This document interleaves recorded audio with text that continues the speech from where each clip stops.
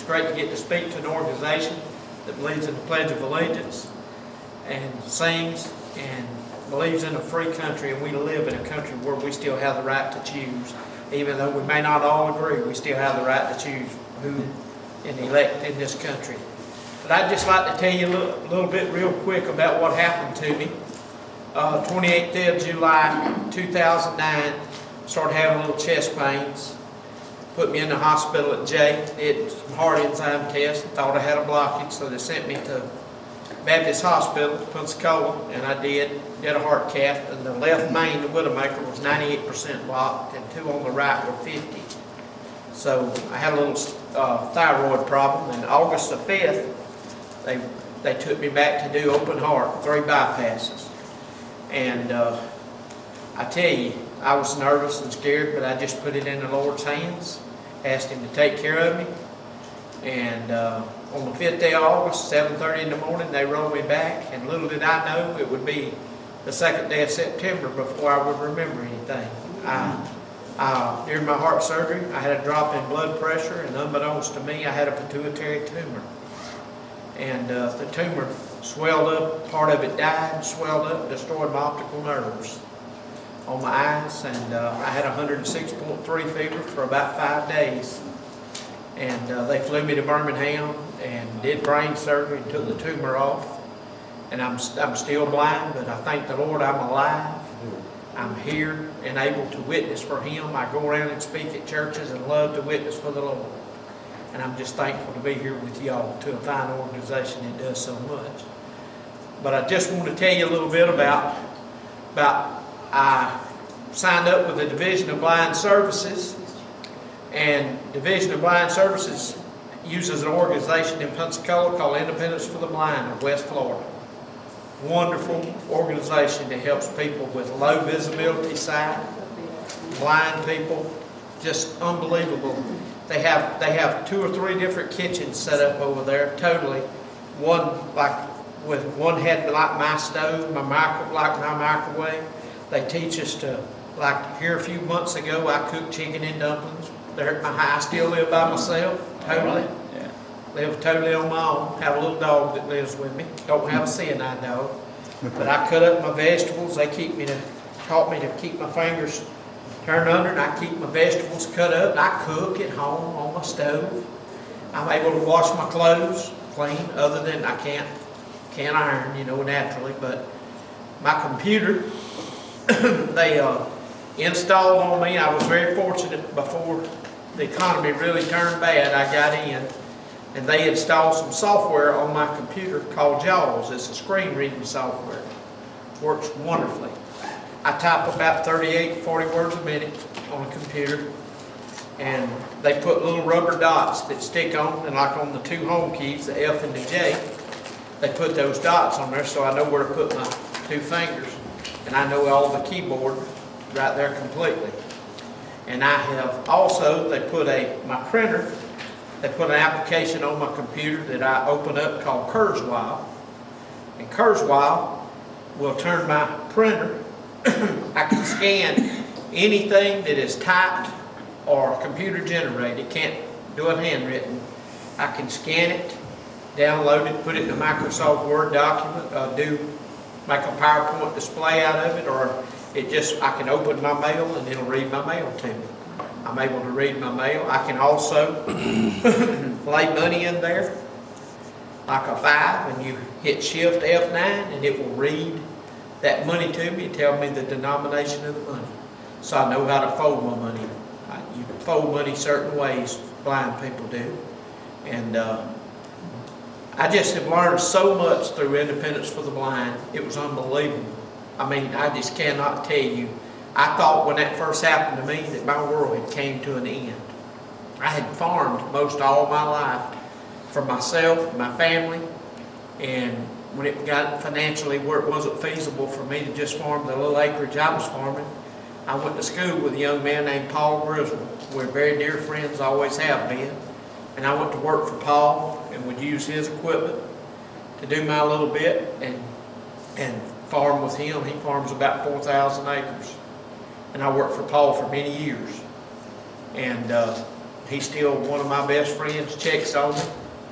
And that was happening. I thank the Lord that I worked for a man that always took Social Security, Medicare tax, wouldn't work for cash for anyone I worked for.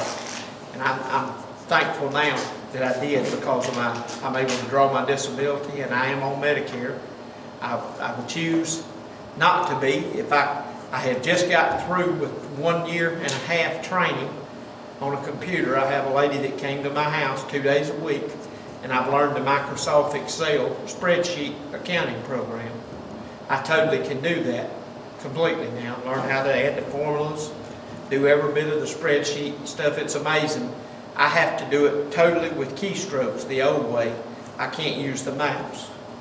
But like I can totally just type anything, my computer will read it to me, and it's just amazing. There was over 1,200 keystrokes I had to remember to learn Excel, and took the test and finally passed after 3 times. And but I passed it, and now have a certificate where I've passed Excel, and would really love to find me a job. Of course, transportation is kind of where I live in Allentown. It's a little hard. But I'm looking for something to work. I would really, if I could find a job where I could work and be useful to someone, they will install the JAWS, framework, reading software, all that stuff. They will download it on a computer wherever I work and do all that, set it up for me. And they've just been the most wonderful organization, and they depend strictly, they get paid some from Division of Blind, but they depend strictly on donations. They have a huge ball every year on Pensacola Beach called the Eyeball. And it's where they have a silent auction, and it's a black tie gala. In 2011, I was the guest speaker there and spoke to them and helped raise a lot of money for that organization. And I love to give back, and I'll tell you, that's one of the best organizations I've ever been involved with, Independence for the Blind. They have a lot of instructors that are totally blind, that have learned and teach people. I'll bring a little bit of something. I have an iPhone 4S that I'm still taking lessons on. And of course, you know, if most of you are familiar, they have the Siri on it. But I can take it, slide to unlock. like where a slide does lock. Double tap. Heading not found. Message Safari. Forward. Alert. Select Wi from Safari. Screen locked. We turn it on. 746. When heading not found. Wednesday. Slide to 746. Slide to unlock. We turn it on. Well, Head messages. Edit. 7. I can go to now. Messages. Item heading not found. Newsstand folder. Game clock. Game phone. I can go put my finger over anything on it. Like it says phone, I just pick my finger up and double tap. Phone. All contacts. Heading. Now it opens all my contacts. It just opens all. It's amazing. When I go down to the contact I want, I just take my finger off, double tap, and it'll call it. Or I can tell Siri to do it. I'm on, I receive emails. I'm on Facebook on there. I've got all types of stuff on there I can listen to, music downloaded. I can send emails. I can text message totally with voice on this. It's amazing. I'm still learning a lot about this iPhone, but it's wonderful. And about a year ago in November, I joined a government study I became part of it. It's called the YCAP Brainport. It's a company that came out and made this device. You put on these glasses, and they have a camera right there.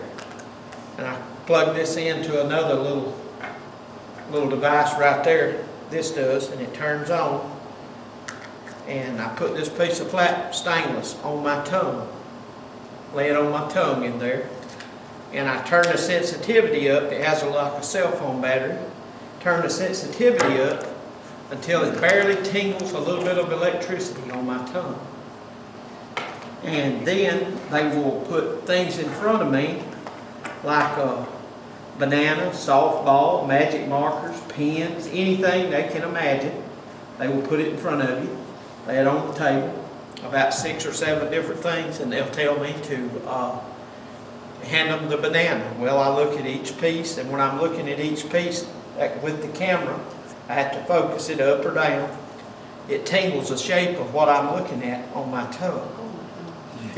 And she says, give me the banana. When I look at the banana, it tingles it in a curved shape on my tongue, and I just reach there to find a banana.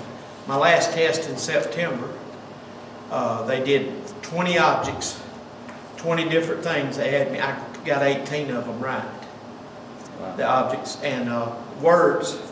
When I look at letters, and I can look at them real close and zoom my glasses in, and I can feel it tingle the shape of a letter on my tongue.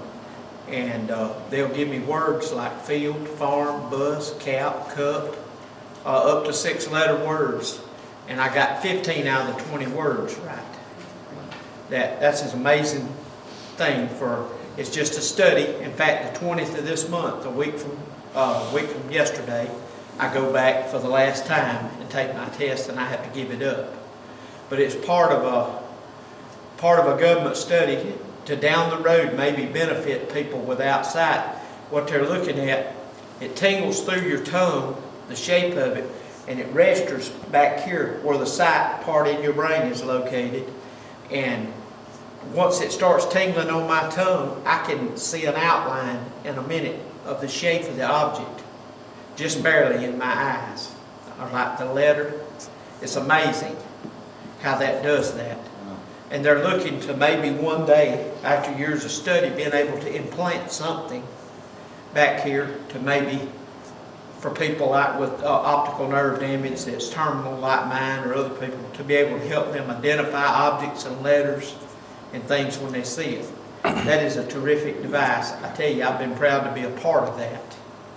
And I can't tell you, the first time I could identify a banana or anything, it just amazed me totally. A softball, they'll set a softball, a ping pong ball, and I can feel it tingle that ping pong ball real little on my tongue. A softball, I can feel that round shape real big on my tongue.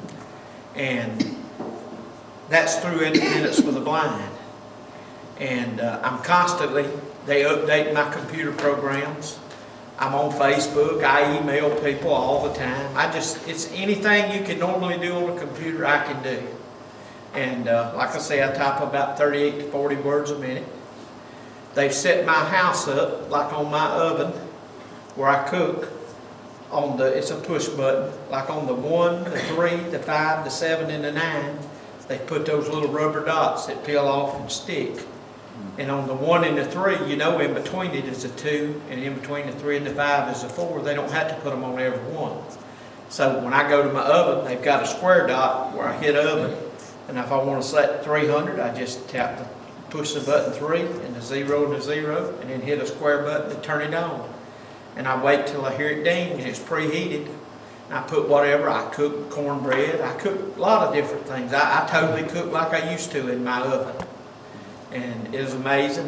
They've got it on my dishwasher, my washer and dryer, my microwave, and like my clothes. Another little neat thing. They have little pins that'll snap in, little tiny pins. And you can put them in your tag. Like on the top right would be a white shirt, which I would call this, got a little white stuff in it. Its top right would be white, bottom right, if you feel the button, it's in the bottom right of the tag, it's blue. In the center it would be red. Top left would be yellow, and the bottom left would be green. And there's all kind of little tricks that they have taught us totally how to help a blind person that you just would not believe. And I keep waiting for them to develop the autopilot system where I can get back in my truck, which I still have. So if any of you see me coming down the road, just move, just in case. But I'm just playing. But I tell you, the technology today, when I first came home, the first 3 months, I was so dejected. I loved to farm. That was my life. And I enjoyed working the ground, growing a crop.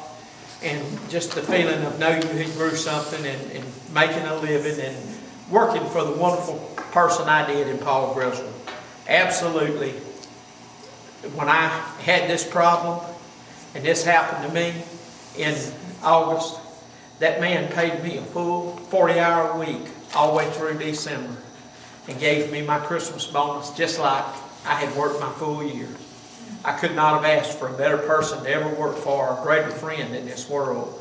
And he still comes to see me at least once a week or calls me about every day. And I have a dear friend here in Vic Campbell, and he's been an answer to a lot of prayers. So my mother's having some health problems. My dad's passed away with leukemia. But Vic gets me about 2 or 3 times a week. I don't know how his wife Karen puts up with us. We travel all around. He says I help him because going down the road, I can tell you where you're at on the highway within 100 yards. Pretty well. We were going one day, we left my house above Allentown, come down through Milton, come on by Point Baker, and I knew where we was at. We got down, Vic turned to left and all. I said, Vic, we're about Ferris Hill Baptist Church. And he just stopped. He said, all right, man. He said, you can see because that church is right there. And he said, how did you know that? I said, well, I've just traveled these roads all my life. And it's just, I can tell you, I can feel in the car when we're making a little bit of a turn. My other senses has came in. My hearing is so good now. And when we walk up, I'm walking along and I get within like 2 foot of a wall or a vehicle, the pressure changes in my ear. I can tell you I'm near a vehicle or wall or something is right there, and I know not to go any further, especially if it rises above my head. Now, if it's low, I have to feel it with my cane. And Vic and I started a little business together called Buzz Creek Heritage Videos. And it hadn't really kicked off a lot yet. We hadn't had a lot of success with it, but we're hoping in the future what we do, we go to families that their parents and grandparents are still alive and they want to get their family stories down. We'll do 2 to 4 hours of video for them for a price, and they'll get a certain amount of DVDs with all of that on it. We can do other things for them. And we've done a lot of pro bono stuff to just interviewed a lot of people. Captain Walt Reese, we got some DVDs, or CDs right here, DVDs of Captain Reese. We interviewed him on the basin down there one day. Just a beautiful setting, they tell me. I remember what it looked like because I used to ski all over the place down there and used to enjoy it. And we've talked to Mr. Edwin Bailey, a wonderful man that was shot down over in the Sea of Japan, and the boats were coming out to get him, and another plane landed on the water, picked them up and saved them before they got out. We talked to Mrs. Margaret Hamilton Lassiter, that was a teacher at Milton High School for a lot of years. We've interviewed her and just a lot of people. We enjoy doing that, keeping up with the history. I love the history of Santa Rosa County. My family is mostly from Jay. Pretty well, I'm not one of the Allens originally from Allentown. I know all of those, but I'm not kin to them. I went to school with them. My family is from Jay, Godwin's, Jones's, and a lot. But I just love the rich history of this county. And I thank the good Lord that I'm still able to get out and get up here and be able to speak to you about this stuff. And Vic keeps me from going crazy. He gets me out, gets me doing things, and we just travel and we eat. We do try to do a lot of things and help people and visit with the elderly and just enjoy our life. He makes my life be able to get out and not just have to sit at home all the time. And it's just a wonderful, wonderful world I still live. And I thank God that I'm able to still get out and be a part of society. And people like Vic have made that possible. And I have a lot of other friends that do that for me also.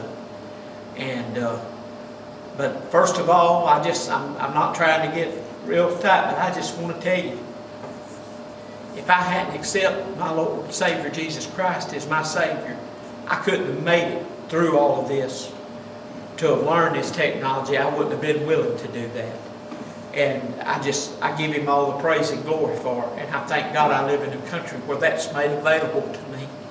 It's dear to my heart, and I love this country. I love the people in it that want to help people that are disabled. And I love youth. love to do things to help them. There's a lot of things I can't do, just like I want to become a member of this organization, and am, if y'all will accept me.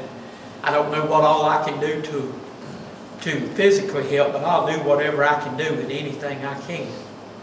And I'm sorry I'm not the greatest speaker, but I would just love to thank you again for allowing me to speak here to y'all this morning. And I hope I did a good enough job to suit all of you. And thank you very much. Good job. Good job. Well done. Yeah.